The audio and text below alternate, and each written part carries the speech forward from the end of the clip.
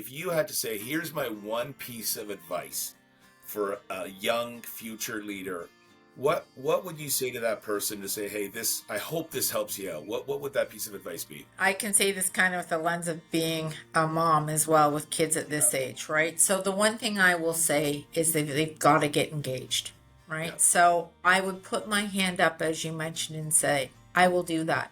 I know it's not my job description, but I'd love to get involved in that. How can I help?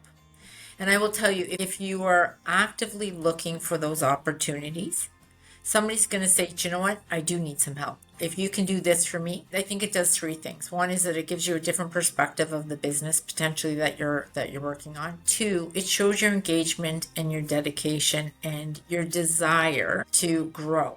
And I think that is a really, really critical piece that a lot of young people are missing. I think a lot of them want to come to work. If their contract says 9 to 5, they're there 9 to 5. The free lunch and all that other good stuff. I think it's really about showing that desire to understand the broader picture of the business, not just the piece that you're filling right now. And don't be afraid to say, I can do more. So push yourself. The easy route is to sit back and say, I'm doing a great job with what I'm doing right now. I'm safe, I'm secure.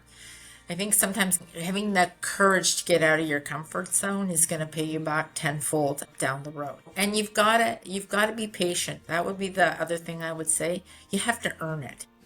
So I think that that's somewhat challenging for some of these young people. They want to be here when they're just starting here, right? So if you're here and you want to get here, if you put that a little bit of extra effort in, look for opportunities to grow and develop yourself and become engaged and try to add incremental benefit to an organization, you'll get here much faster.